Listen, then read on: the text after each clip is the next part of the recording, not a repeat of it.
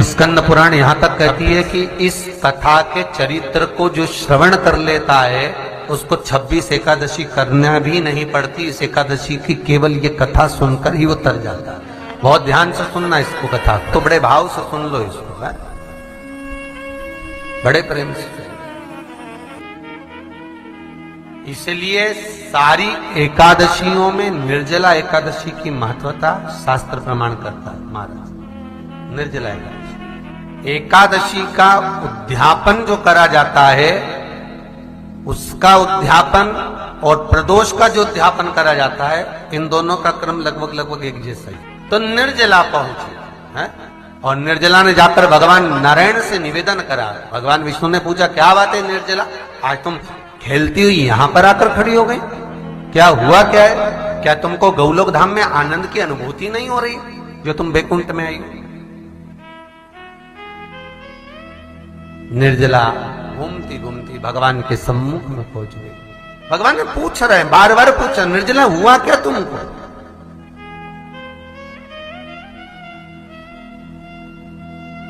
ए निर्जला, एकादशी, हुआ क्या है तुमको? क्या कारण है तुम्हारे यहां आने का, बैकुंठ पहुंचने का? बहुत ध्यान देना महाराज। शास्त्र कहता है सोमवार, मंगलवार, बुधवार, गुरुवार, शुक्रवार, शनिवार, ये देवता वो देवता सबके व्रत कर लो, सारे व्रत कर लो, पर ये व्रत आपको परमात्मा के धाम तक लेकर नहीं जा सकते, क्योंकि इनका जो पुण्य है वो मृत्यु लोक में आप थोड़ा सा भी गलत करते हैं तो पुण्य समाप्त हो जाता है। पर हिंदू धर्म के 3 व्रत ऐसे बता दिए जिन व्रतों का पुण्य समाप्त नहीं हुआ।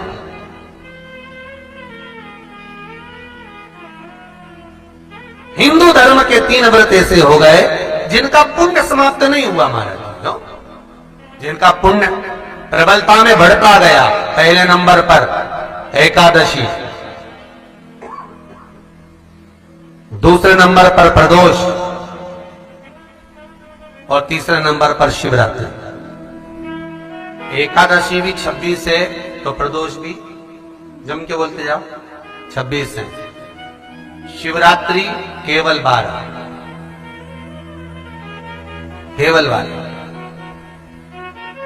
और अगर अधिक मास की पड़ जावे तो ये 13, पर अधिक की आय तो 13 है। तो यहां शास्त्र कह रहा है कि 3 व्रत हमारे यहां जिनका पुण्य समाप्त नहीं हुआ, जिनका पुण्य प्रबल हुआ, बड़ा, इसलिए आज भी माता एकादशी का व्रत करती है। और एकादशी का व्रत कर कर अगर कोई जीवात्मा को देते हैं, कोई मर भी गया तो उसको एकादशी का दान देते हैं। एकादशी का उसको दान किया है। महाराज निर्जला खड़ी है, पूछा क्यों आई हो, क्या कारण? निर्जला आई, तब लक्ष्मी मैया उठकर निर्जला के करीब में गई। निर्जला बहुत सरल थी निर्जला। कहते हैं कामा एकादशी सबसे लंबी है। कौन सी एकादशी? कामा। फिर मोक्षदा उससे नीची है महाराज। और निर्जला जो है बिल्कुल छोटा स्वरूप है। निर्जला का मतलब देखा जाए तो केवल 2 चोटी करी हुई है। मस्तक पर भोर लगा हुआ है निर्जला के, माथे पर बिंदी लगी हुई है निर्जला के, सुंदर गले में तुलसी की मालाएं पहनी है निर्जला, हाथ में जो हथफूल जैसी माताएं पहले पहनती थी, आपको ध्यान में होगा, ऐसा बड़ा फूल होता था, अंगूठियां पड़ी होती थी, हाथ में ऐसा लगा रहता है। तो निर्जला हथफूल भी तुलसी के धारण करी, बड़ा सुंदर स्वरूप है माता निर्जला का महाराज। छोटी है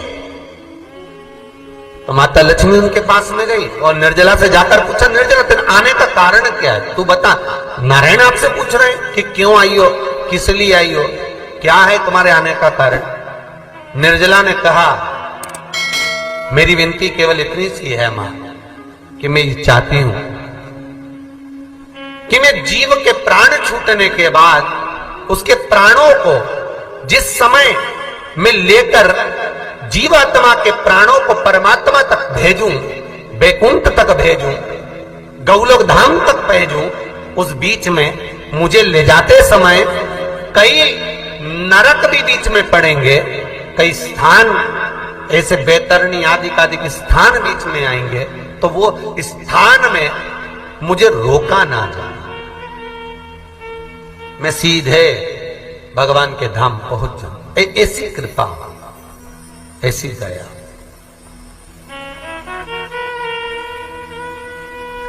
जितनी भी माताएं एकादशी का व्रत करती, बहुत ध्यान से सुनना आज की कथा को, शायद जिंदगी में मिली ना मिली, पर ये कथा का रिश्ता तो बहुत ध्यान से सुनना। स्कंद पुराण यहां तक कहती है कि इस कथा के चरित्र को जो श्रवण कर लेता है उसको 26 एकादशी करना भी नहीं पड़ती। इस एकादशी की केवल ये कथा सुनकर ही वो तर जाता है। बहुत ध्यान से सुनना इसको, कथा को। सबसे पहला नियम एकादशी व्रत का, सबसे पहला नियम है कि आप जिस दिन व्रत करो उसके एक दिन पहले भक्ति का संचार इस हृदय में करो। भक्ति का संचार इस हृदय में कर लीजिए। जिस दिन आप व्रत करो, जैसे एकादशी का व्रत कर रहे हो, तो दशमी के दिन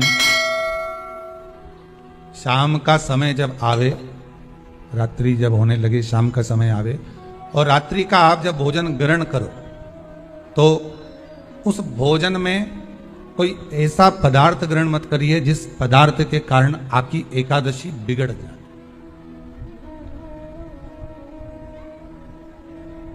कोई बेकार भोजन में ग्रहण नहीं करना, श्रेष्ठ भोजन ग्रहण करिए दशमी। और एकादशी का दूसरा नियम बहुत ध्यान से सुनिएगा। जिस दिन आपकी एकादशी का व्रत हो उस दिन प्रयास करिएगा कि अपने हाथ से किसी भी वृक्ष की कोई पत्ती टूटे ना। अपने हाथ से किसी भी वृक्ष की, पौधे की, किसी भी वृक्ष की पत्ती अपने हाथ से ना टूटे। बहुत ध्यान दीजिएगा महाराज। एकादशी का ये दूसरा नियम है कि अपने हाथ से किसी पौधे की, किसी वृक्ष की, किसी डाली की कोई पत्ती टूटे ना, कोई पत्ती ना टूटे, इसका प्रयास करिए।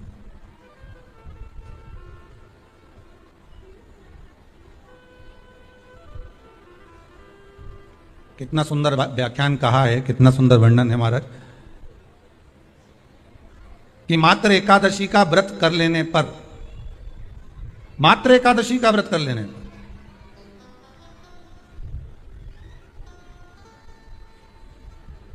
जो पूर्व में किया गया हमारा पाप कर्म है, हमने किसी जीव की हत्या करी है, हमने किसी को कष्ट प्रदान करा है, हमने किसी को अपशब्द कहा है, हमने किसी को ताने दिए, हमने किसी को आड़ा टेढ़ा कहा है, हमने किसी को गालियां दे दी है, मात्र एकादशी का व्रत ही कर लेने पर ये सारे जो दोष हैं वो समाप्त हो जाते हैं।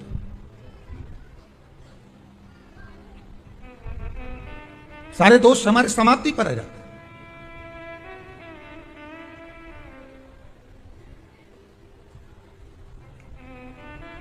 अब एक विचार करिएगा थोड़ा सा अपने मन में, अपने चित्त में, अपनी वृत्ति में एक बात उतारिएगा, एक अपने मन में एक बात को उतार कर रखिएगा कि आप अपने पाप को, अपने पाप कर्म को जिस दिन छिन्न करने वाले हो, समाप्त करने वाले हो, अपने पाप को आप जिस दिन समाप्ति पर लेकर जा रहे हो, तो उसके एक दिन पहले आपको प्रसन्नता होना चाहिए कि नहीं होना चाहिए कि कल मेरा पाप कटने वाला है, कल मेरा पाप समाप्त होने वाला है। जो मैंने पाप कर्म करा है वो समाप्त होगा, जो मैंने पाप कर्म करा है वो कल समाप्त हो जाएगा। तो एक दिन पहले आपके चेहरे पर प्रसन्नता होगी ना हो?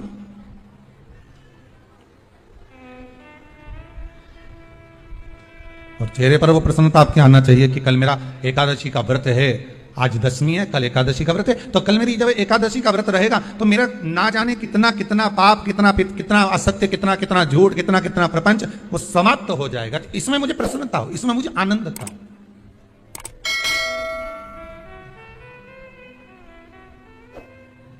तो क्या कहा गया कि प्रयास करिएगा कि एकादशी के दिन कोई वृक्ष की, कोई डाली की, कोई पोपल की कोई पत्ती ना तोड़ी जाए। क्यों? तो कहा अगर उस पत्ती को हम तोड़ देते हैं, वृक्ष की पत्ती को, या प्यारे में लगी हुई कोई डाली की पत्ती को हम तोड़ देते हैं तो एकादशी का पुण्य फल प्राप्त नहीं होता।